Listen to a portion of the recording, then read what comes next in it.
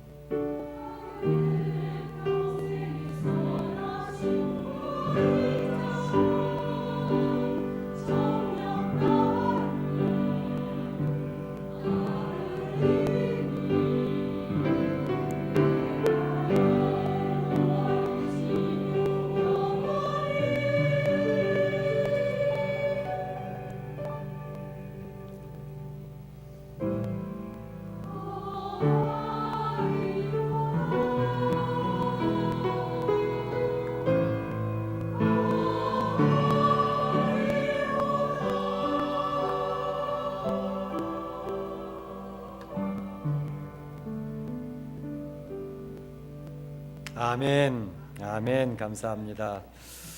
예, 지금 뉴스 온통 세월호 침몰 참사에 대해서 이야기를 하고 있습니다. 우리 성도님들도 많이 마음이 아프시고 참 국가적으로도 참 힘들어하는 가운데 있습니다. 이제 한 열 이틀째가 들어가고 있는데도 아직 찾지 못한 실종자가 114명. 참 너무 안타까운 순간들입니다. 이제 찾은 시신을 보니까 많은 시신들이 손가락 마디마디가 골절되어져 있다는 이야기를 하고 있습니다. 아마 그 시신들이 그들이 창문을 깨뜨리고 또 문을 열고 나오려고 얼마나 발버둥 쳤을까 하는 것이 추측되어지는 그러한 모습들입니다. 참 이 세월호 침몰 사고를 보면서 안타까웠던 것은 이 세월호 침몰 사고는 이미 예고된 사고였다라고 하는 점입니다. 사고가 나기 전에 이미 징조들이 너무 많이 있었다는 것이죠. 이를테면 그 선원들이 얘기하는 것처럼 그 배는 원래 복원력이 약했던 배다라는 얘기죠. 오뚜기처럼 아무리 쓰러뜨려도 탁탁 일어나는 그런 것이 이제 복원력인데 그 자체가 원래가 약했고, 그런데다가 또 선주는 더 많은 사람을 태우려고 800명이 정원인데 이제 더 많이 태우려고 중축을 해가지고 920명까지 태울 수 있는 선실을 만드느라고 그것이 이제 무게중심이 더 올라가는 바람에 더더욱이 복원력이 약해졌다, 이렇게 이야기를 하고 있지 않습니까? 뿐만 아니라 이제 화물들을 실는데 그걸 잘 고정을 해서 실었으면 그래도 배가 갑자기 이렇게 흔들린다 하더라도 제대로 좀 복원력을 유지할 수 있었을 텐데 적재 화물을 제대로 고정하지 않았다, 이렇게 하는 것이 지금 나오고 있는 보도들입니다. 보통 화물을 적재하고 나면 이제 1시간 정도는 안전 점검을 해야 된답니다. 그래서 제대로 이게 잘 고정이 되어져 있는지 안 되어져 있는지, 또 타고 가면서도 계속해서 화물선은 그의 나사가 풀어졌는지 너트가 풀어졌는지 계속 보면서 그걸 점검을 하는 것이 일반적인 것이라 그래요. 그런데 그 당시엔 보게 되면 트레일러를 싣고 자동차를 싣고 막 급하게 싣고 난 다음에 출발한 게 10여 분 지나지 않아서 바로 출발을 했다는 것이죠. 그러니까 고정 상태도 제대로 되지 않은 거고 또 안전 점검도 제대로 되지 않으니 그런 일이 벌어질 수밖에 없다, 이렇게 이야기를 하고 있습니다. 뿐만 아니라 출발하기 전에 이제 출항 보고할 때도 그 출항 보고할 때 이제 인원이 몇 명이고 또 화물 적재는 얼마고 하는 것들을 보고해야 되는데 그냥 형식적인 보고, 또 해운조합이나 선주나 뭐 서로 이익단체끼리 서로 봐주기의 식의 그런 시스템으로 되어져 있으니까 그냥 형식적인 보고고 점검하는 것도 없고 다 그냥 무사 통과. 그러니까 그런 사고 날 수밖에 없었다. 또 이제 참 그 출항 그날 출항이 한 2시간 정도 늦어졌다 그러지 않습니까? 6시 반에 출발해야 되는데 뭐 9시 다 돼서 출발했다고 하니까 안개가 이제 낀 상태에서 무리한 출항. 그러니까 이제 그 출항을 한번 안 하면 엄청난 손해가 된다 그러네요. 그러니까 무리하게 출항을 하는 바람에 또 급히 가야 되는 그런 일정 가운데서 이런 모든 것들 뿐만 아니라 사실은 조타기 그 자동차 핸들과 같은 거죠. 그 조타기의 이상 신호가 벌써 한 보름 전부터 왔기 때문에 그거를 수리해 달라고 신청을 올렸다고 그러네요. 그래서 4월 1일부터 이 조타기가 이 문제가 있으니까 자꾸 이상 신호가 들어오니까 이거를 수리해야 된다고 그렇게 했는데도 그냥 무시를 해버린 것이죠. 그러니까 여러분이 자동차 타고 갈 때 핸들이 고장 나 보세요. 핸들이 파워 스티어링 휠이 이렇게 다 빠져가지고 그냥 딱 하면 안 돌아가거든요. 그럼 이 핸들이 안 돌아가면 앞에 가서 그냥 부딪히는 거죠. 60마일, 70마일로 달려서 한번 부딪혀 보세요. 다 죽는 거죠. 또 그게 풀어져가지고 핸들이 마구 돌아가 보세요. 마구 돌아가 버리면 이 바퀴가 지 마음대로 돌아가니까 뭐 가서 부딪힐 수밖에 없는 그거가 똑같은 원리죠. 그러니까 조타수가 바로 이 조타기를 돌리는데 이상하게 그냥 막 돌아갔다는 거죠. 그러니까 뭐 1초 사이인가 2초 사이에 뭐 한꺼번에 10도가 돌아가 버리니까 배가 넘어질 수밖에 없었다, 이렇게 이야기를 하고 있으니까 이미 이 사고가 나기 전에 벌써 여러 가지가 이제 이 사고가 날 수 있는 징조들이 많이 있었다는 것이죠. 그 중에 한 가지만이라도 점검을 했으면 이런 사고가 나지 않았을 텐데 그 여러 가지의 징조들이 나타나는 것을 다 무시해버렸기 때문에 그 사고는 날 수밖에 없었다는 것입니다. 그 조타기가 고장난 가운데서도 제주도를 4번이나 완복을 했다니까, 그러니까 그게 뭐 결국에는 사고가 날 수밖에 없는 상황이 되어질 수밖에 없는 거였죠. 이러한 징조를 무시하면 이렇게 되어진다는 것입니다. 그런데 사실 오늘 성경에 보게 되면 예수님께서 이 징조에 대해서 이야기를 하시는 내용이 나옵니다. 예수님이 말씀하신 징조가 도대체 어떤 것들인가 하는 것을 살펴보면서 오늘 주님의 말씀에 우리 귀를 기울여 보기를 원하는 것입니다. 예수님이 이제 일주일 그 마지막 주간을 남겨놓고 예루살렘 성에 입성하시지 않았습니까? 입성하자마자 제일 먼저 눈에 들어왔던 것은 그 화려한 예루살렘 성전이었습니다. 그걸 보고 예수님은 눈물을 흘리셨다고 하는 내용은 이미 말씀을 드렸습니다. 그런데 바로 그 자리에 많은 사람들이 오면서 예루살렘 성전을 바라보고 뭐 감탄을 하고 있는 그런 장면들이 있었습니다. 그 예루살렘 성전은 이제 제3성전, 세 번째 성전이거든요.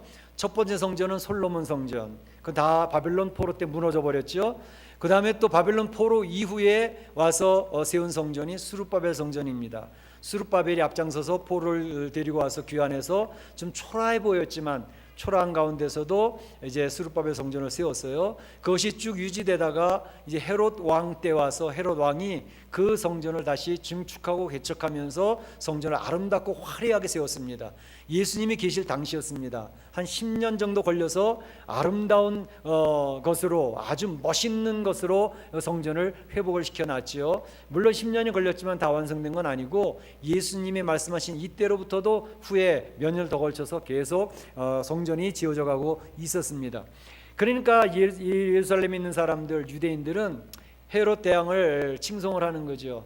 그저 친로마적인 이 대왕이니까 우리들에게 좀 못되게 하긴 하지만 그래도 성전 하나는 제대로 세웠네, 아름답게 멋있게 잘 세워놨으니 잘했다, 이렇게 이야기를 하고 있을 때 예수님이 그러냐, 그런데 어떡하냐, 이 성전 너희들이 보기에 아름답고 화려하고 멋있는 이 성전이 곧 완전 파괴가 될 터인데 돌 위에 돌 하나도 남지 아니하고 완전한 파괴가 일어날 텐데 어찌하면 좋겠니? 라고 이야기를 하는 거죠. 그걸 듣고 있던 그 주변에 있는 많은 사람이 깜짝 놀라서 눈이 커지면서, 아니, 이 아름다운 성전이 무너진단 말입니까? 그럼 무너지지. 언제 이 성전이 무너집니까? 또 그것이 무너지게 될 때는 무슨 징조가 있겠습니까? 라고 질문할 때에 예수님이 그들이 물었던 무슨 징조가 있사오리까 물은 것에 대한 대답으로서 오늘 본문의 말씀을 쭉 주시는 것이죠. 제가 5절부터 9절까지만 읽었지만 사실은 21장 본문 전체를 한 장을 다 읽어야 그 내용이 나오고 있는 것입니다. 그 내용을 간략히 소개해서 여러분들에게 알려드리기를 원합니다. 먼저 예수님이 얘기하셨던 것은 종말에 대한 것을 설명하시는 것입니다. 가까이 오는 종말은 예루살렘 성의 멸망입니다. 곧 이스라엘의 종말을 이야기하는 것입니다. 그러나 예수님이 이야기하신 것은 단순히 이스라엘 예루살렘 성과 성전의 멸망만 얘기하는 게 아니고 앞으로 이 세상이 마지막 때까지 바라보시면서 이 예언의 말씀을 하고 계시는 것이죠. 그러니까 이 종말이라고 얘기할 때 종말은 몇 가지 측면의 종말이 있습니다. 첫째는 개인적인 종말이 있습니다. 개인적인 종말은 바로 오늘 이 세월호의 참사처럼 갑작스럽게 우리 개인에게 죽음이 찾아오는 것을 이야기합니다.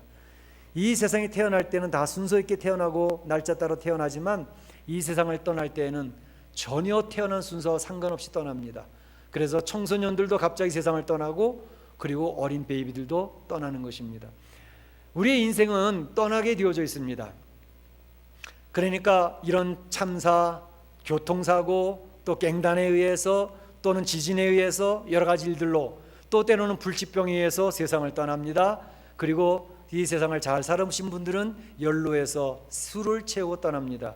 그러나 그 수도 시편 90편에 보게 되면 인생의 연수가 70이라 그랬습니다. 강건하게 살면 80을 산다 그랬습니다. 요즘엔 의료 시스템이 잘 발달되어서 백수를 누리시는 분들이 많이 있습니다. 그러나 그럼에도 불구하고 100세 전후로 해서 이 세상 사람들은 다 떠나게 되어져 있습니다. 이 연수, 이 100세를 살면서도 그 연수의 자랑은 수고와 슬픔뿐이다 라고 이야기를 하고 있는 것입니다. 얼마나 빨리 가는지 모릅니다. 그래서 우리의 연수가 신속히 가는데 날아가는 것 같다, 이렇게 모세는 시편 90편에서 이야기를 했던 것이죠. 그래서 20대에는 20마일로 달린다 그러지 않습니까? 50대에는 50마일로 달리는 것 같은데 70대가 되어지면 우리 날수가 얼마나 빨리 가는지 70마일로 달리는 것처럼 빨리 가더라는 것이죠. 그래서 아이들과 모여서 소꿉장난하고 물장구 치고 놀던 데가 엊그제 같은데 보니까 머리가 허여져 있고요, 떠날 날이 바로 눈앞에 다가오는 것이 우리 인생의 모습입니다. 우리 인생은 어느 누구 예외 없이 다 떠나게 되어져 있습니다. 앞으로 30년 후에 이 자리에 몇 분이 앉아 계실까? 50년 후에 이 자리에 앉아 있을 분이 몇 명이나 있겠습니까? 그런데 우리는 그것을 잊어버리고 살 때가 너무나도 많이 있습니다. 개인적인 종말이 있다는 사실입니다. 뿐만 아니라 국가적인 종말도 있습니다. 바벨론이라고 하는 국가 얼마나 강력했습니까? 로마라고 하는 국가 전 세계로 호령하던 국가입니다. 그러나 지금 존재하지 않습니다. 여러분 생각할 때 러시아와 중국과 일본, 심지어 미국까지도 이 세상에 영원토록 존재할 것 같습니까? 그렇지 않습니다. 이 세상에서는 지금 최강대국가, 초강대국가, 또 가장 힘 있는 나라를 할지라도 하나님이 정하신 기한까지만 그날이 유지가 됩니다.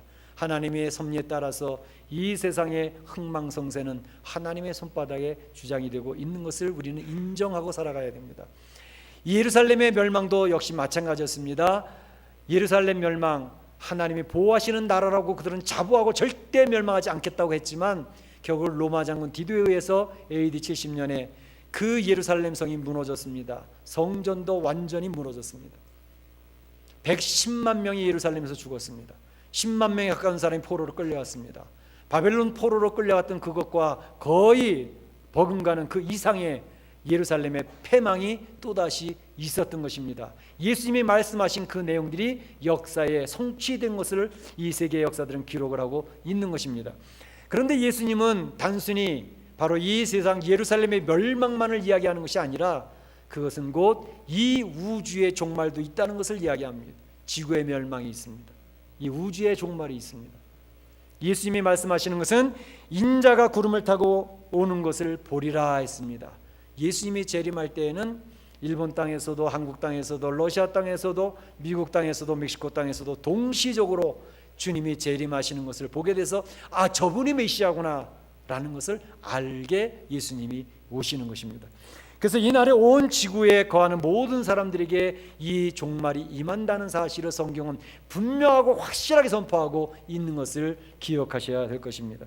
개인이나 국가나 이 우주에 종말이 있다는 사실을 우리가 인정하고 인식하고 살아간다면 나의 죽음도 곧 닥칠 터인데 내 인생을 내가 함부로 살아갈 것인가? 함부로 살아가지는 못할 줄로 믿습니다. 내 남은 인생을 함부로 허비하면서 세월을 보내지 않을 줄로 믿습니다. 그 예수님께서는 그 마지막 때의 징조들을 미리 알고 잘 대비해라 라고 얘기하면서 그 징조들을 몇 가지 알려주십니다. 여러 가지 나온 28절 37절까지 많은 내용들이 나오지만 세 가지만 소개해드리겠습니다. 첫째는 미혹하는 일들이 일어난다는 것입니다. 성도들이 신앙적인 혼돈 가운데 빠지는 그런 일들이 생긴다는 것입니다. 다시 말하면 여기저기서 메시아가 오셨다라고 이야기를 한다는 것이죠. 내가 그러라, 내가 예수, 재림 예수야 라고 온다는 것이죠. 이미 여러분들은 재림 예수의 사건을 많이 경험하셨을 것입니다. 통일교회 문선명도 자기는 메시아라고 이야기를 했습니다. 그러나 떠났죠. 또 지금 한국교회를 아주 어지럽히고 있는 이단 신천지 그 교주 이만희 교주도 그의 사람들에게는 자기가 참 아버지 참 선생님 메시아라고 이야기를 하고 있는 것입니다. 이번에 세월호 사건에 선주가 된 유병헌 씨, 오늘 우리 김현진 장로님 기도하시면서 설명을 잘 해주셨습니다. 그러니까 더 이상 설명할 내용은 없지만 구원파 이 사람들은 우리 성도들을 엄청나게 어지럽게 합니다. 심지어 신학교 교수들도 혼동됩니다. 왜냐하면 그들은 예수를 얼마나 강조하는지 알 수 없습니다. 구원을 엄청나게 강조합니다. 성도들에게 찾아와서 구원받았습니까? 구원받았다면 언제 구원받았습니까? 언제 어느 성경 구절을 가지고 구원받았습니까? 이렇게 물으니까 대답하다 성도들이 이 도대체 무슨 말이지? 내가 구원받은 건 맞나? 혼동합니다. 그저 그 앞에 우리는 빨려 들어가기가 쉽습니다. 그러나 바로 이 구원파는 이중론을 얘기합니다. 그러니까 영적으로는 선하지만 영적으로만 구원받으면 육신적은 악한 거기 때문에 육신적인 죄악들에 대해서는 별개의 문제다 이렇게 얘기를 하기 때문에 아까 장로님이 이야기하신 것처럼 한번 구원받으면 더 이상 회개할 필요도 없고 영원히 구원은 보장된 것이기 때문에 내 육신적으로는 아무리 어떤 죄를 져도 상관없다 이렇게 얘기를 합니다. 제가 수요일날 요한계시록을 지금 살펴보고 있는데 거기서 이야기하는 니골라당과 똑같은 것입니다. 니골라당은 율법주의 정반대의 대칭점에 서 있는 그런 이단들입니다. 율법을 열심히 지키는 게 문제가 아니라 우리는 복음으로서 자유함을 얻었기 때문에 아무렇게나 살아도 우리는 구원받는다 이야기하는 것이 니골라당입니다. 바로 구원파의 그 핵심 교리가 니골라당의 교리입니다. 그걸 따라가면 안 됩니다. 그런데 이런 여러 가지 어려운 가운데 성도들이 정말 이 마지막 때를 살면서 이단의 그 가르침에 빠지지 않도록 정통적인 교회를 통해서 정통적인 교리를 통해서 잘 정립이 되어져 있어야 그들에게 넘어가지 않습니다. 바로 멕시코 시티에서도 구원파의 한 분파인 박옥수 씨가 와서 얼마나 큰 집회를 합니까? 여러분들이 거기에 빠져들어가기 쉽습니다. 구원을 얘기하고 예수 그리스도의 피를 얘기하니까 거기 다 넘어갑니다. 그에 혼동되지 않기를 바랍니다. 그 다음에 난리와 전쟁의 소문이 있다고 얘기했습니다. 바로 민족이 민족을 대항하고 나라와 나라의 싸움이 있습니다. 어떤 분이 아이고 목사님 그런 건 옛날부터 전쟁이 있었고 옛날부터 싸움은 계속됐는데요. 그게 무슨 종말의 증거가 되겠습니까? 그렇습니다. 그렇게 얘기하면 할 말이 없습니다. 그러나 여러분이 꼭 기억하셔야 될 것은 이 전쟁은 특별한 전쟁들일 것입니다. 그러니까 특별히 이스라엘을 중심으로 한 팔레스틴 지역에서 일어난 전쟁이 크게 일어난다고 하면 조심해서 살펴볼 필요가 있습니다. 그것은 아마 아마겟돈 전쟁이 될 것이며 또 우리 성도들이 준비해야 될 전쟁이 되어질 것입니다. 세 번째는 천재지변을 이야기합니다. 땅이 움직입니다. 큰 지진이 있습니다. 기근이 있습니다. 전염병이 전 세계적으로 확산이 되어집니다. 그리고 하늘로서는 큰 징조가 나타날 것입니다. 보통 때 느끼는 그냥 쓰나미, 그냥 지진이 아닐 것입니다. 그런 일들이 있게 되어지면 주님의 재림이 가까워왔구나, 우리 정신 차리고 준비해야 되겠구나, 준비를 하셔야 될 것입니다. 그래서 예수님께서는 마지막 이 종말을 맞이하는 이 징조를 바라보면서 준비해야 될 성도들이 권면하신 권면이 몇 가지가 있습니다. 세 가지를 설명해 드리면, 첫째는 성도들이 예수님의 재림 직전에 많이 힘들게 될 것이다라는 것을 이야기합니다. 고난이 있게 될 것이고 핍박이 있게 될 것이고 교회 가서 예배를 드리고 싶은데 교회 예배를 드리러 갈 수가 없는 그런 때가 올 것이라는 것입니다. 여러분 지금은 우리가 자유롭게 예배 드리잖아요. 그런데 이 자유롭게 예배 드릴 수 있는 기회가 박탈될 때가 있습니다. 교회 한번 나와서 예배 드리려면 생명을 걸고 교회를 나와서 예배를 드려야 되는 것이죠. 죽으면 죽으리라며 교회 와서 예배 자리에 앉아야 되는 그런 때가 온다는 것입니다. 그렇기 때문에 우리는 평소에 이렇게 우리가 자유가 주어지고 우리 마음대로 예배를 드릴 수 있는 이때, 마음대로 전도할 수 있고 마음대로 선교할 수 있는 이때에 우리는 열심히 사명을 감당해야 되고요. 특별히 우리가 어려울 때를 대비해서 편안할 때 훈련을 하셔야 됩니다. 스스로 다짐을 하며 준비를 해야 됩니다. 어려울 때가 오더라도 나는 예배 자리를 지키리라. 누가 총을 들고 칼을 들고 목에 대서 교회 가지 못한다 하더라도 나는 교회 갈 거야 라고 나올 것이다. 평소에 다짐을 하셔야 된다니까요. 내가 정말 내 생명을 걸고 주님을 붙들고 나가겠는가. 평소에 다짐하지 않으면 어떻게 좁은 길을 가고 좁은 문을 통과하고 주님이 말씀하셨던 것처럼 자기의 십자가를 지고 나를 따라하신 주님의 말씀을 따라갈 수 있겠습니까? 사실은 예수님이 재림 직전에 이러한 환난과 고난을 교회에 던지고 성도들에게 던지는 것은 목적이 있습니다. 무슨 목적이요? 참 알곡과 가라지를 가르기 위한 일입니다. 다시 말하면 우리는 많이 축복에 대해서 익숙해져 있습니다. 하나님 신앙생활 잘하고 교회에 와서 열심히 예배드리면 내 자녀들이 잘 되고요, 내 사업도 잘 되고요, 내 병도 낫고요, 잘 되는 것을 바라보기 때문에 축복받기 위해서 나왔습니다. 그게 너무 익숙해져 있어요. 그러니까 교회가 세속화가 되어졌습니다. 그건 물론 맞아요. 주님이 그렇게 하십니다. 하나님도 그걸 원하십니다. 그런데 또 다른 한편이 있는 것은 우리는 무시하고 지나갑니다. 그것이 뭐냐 하면 신앙생활이라고 하는 것은 하나님 주신 축복도 있지만 한편으로는 예수님 이름 때문에 고난도 받아야 된다는 사실을 우리는 일부러 애써서 무시하고 지나갑니다. 예수님을 믿는다고 하는 것은 고난까지라도, 내게 어려움이 있더라도 끝까지 예배자를 지키겠다고 하는 다짐입니다. 그걸 평소에 준비하지 않으면 우리는 다 무너지게 되어 있습니다. 지금 한국교회가 이런 축복에 물들어져 있기 때문에 고난만 조금 오잖아요. 조금만 나에게 손해되는 일이 오잖아요. 예배자를 떠날 사람이 엄청 많습니다. 내가 손해를 봤는데, 아니 내 생명이 위태로운데 내가 왜 교회를 가야 되느냐고. 이 시기 지나간 다음에 가면 되잖아. 하나님께서도 그 정도는 이해해 주실 거야. 익스큐즈 하자 그냥. 그래서 주님의 오른손을 붙들지 않고 떠나는 경우들이 많이 있게 된다는 것입니다.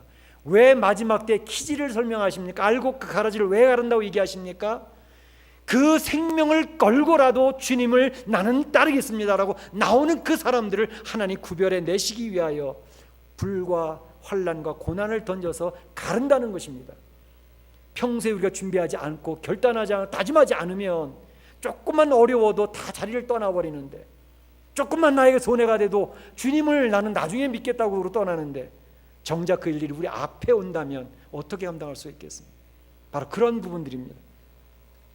그래서 우리는 이 고난에 대한 준비를 평소에 지금 편안할 때 계속 내 스스로에게 다짐을 해나가야 되겠다는 것입니다. 그러나 너무 겁내지 마시기 바랍니다. 그러면 겁이 나서 예수 믿겠나 그럽니다. 그러나 주님께서 말씀하시는 것은, 그러나 걱정하지 말라, 너희 머리털 하나도 상치 아니하리라. 그 환난의 때 여러분이 견디기 힘들 그때에 사실은 하나님이 여러분을 보호하실 것입니다. 여러분을 지켜주실 줄로 믿습니다. 그 하나님이 여러분을 지켜주시기 때문에 우리가 그 환난의 자리를 이겨낼 수가 있고 고난의 자리를 이겨낼 수가 있습니다. 우리 스스로는 이겨낼 힘이 없기 때문에. 그래서 주님이 얘기하시기를, 너희가 세상에서는 환난을 당하나 담대하라, 내가 세상을 이겼노라 말씀하신 것입니다. 여러분을 지켜주신다고 하는 사실을 꼭 기억하시고 너무 겁내지 마시고 마지막 때를 잘 준비하시기를 원합니다. 특별히 주의할 것은 너희 스스로 조심하라 하는 것을 이야기하고 있습니다. 예수님 말씀하시기를 너희 스스로 조심하라. 사실은요, 외부에서 오는 고난이나 핍박이나 환난은 성도들이 그래도 이겨낼 수가 있습니다. 그러니까 우리 신앙의 선배들은 그 원형 경기장에서 팔이 사자 입에 잘려나가고 다리가 막 물려서 찢어져 피가 질질 흐르는데도 웃으며 찬양을 부르고 주님 앞으로 나아갔던 것이 있는 것입니다. 그건 오히려 이겨낼 수 있습니다. 그런데 이겨내기 힘든 것은 사실은 내 안에 있는 내부의 적입니다. 내 안에 있는 내부의 적은 나도 모르는 사이에 슬그머니 들어와서 내 안에 자리 잡아서 나를 무너뜨리는데, 처참하게 나를 무너뜨리기 때문에 그 앞에서 우리는 너무나도 비참한 존재가 되어진다는 것입니다. 내부의 적이 들어오는지도 모르고 우리는 무너지게 되는 것입니다. 곧 신앙 안에서의 나의 안일함, 나의 나태함, 내 안에 무너진 죄와의 싸움에서 처절하게 패배함. 오늘 34절의 이야기는 너희 스스로 조심하라, 그렇지 않으면 방탕함과 술 취함과 생활의 염려로 마음이 둔하여지고 뜻밖의 그날이 덫과 같이 너에게 임하리라. 외부의 적보다 무서운 것은 내 안에 있는 내부의 적입니다. 바로 그 내부의 적과의 피나는 싸움을 하셔야 됩니다. 사도 바울도 그것 때문에 고민하지 않았습니까? 내가 원하는 바 선은 행치 아니하고 원하지 않은 바 악 속에 내가 엎어진다고 고민을 하고 있는 것입니다. 평소에 우리는 싸워야 되는, 내 안에 있는 하나님을 따르고자 하는 것과 그저 내 편한 대로 내 생각대로 가고자 하는 것과의 계속된 싸움이 하나님 나라 갈 때까지 계속됩니다. 그 싸움에서 승리하는 경험들을 가지셔야 됩니다. 세 번째로 얘기하는 것은 항상 기도하며 깨어있으라 얘기합니다. 기도하며 깨어있으라. 우리는 종종 종말을 이야기할 때 기름등불 잘 준비했던 슬기로운 다섯처녀를 소개합니다. 다섯처녀처럼 성령 충만함으로 말씀과 기도로 잘 준비되어지는 심령이 되어져야 여러 가지 징조가 나타나면서 주님이 언제 어느 때 오시더라도 우리는 주님 앞에 나아갈 수 있다고 하는 사실을 이야기하고 있습니다.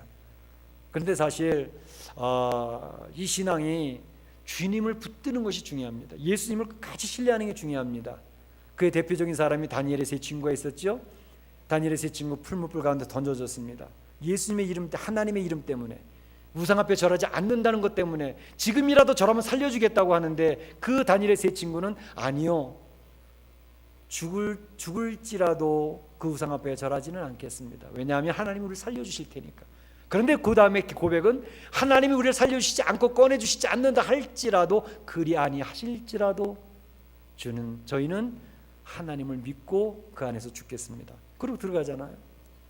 사실은 이번 세월호 참사를 이렇게 보는데 여러 가지 에피소드들이 많이 나오고 있습니다. 그 중에 하나가 참 마음에 남는 게 있습니다.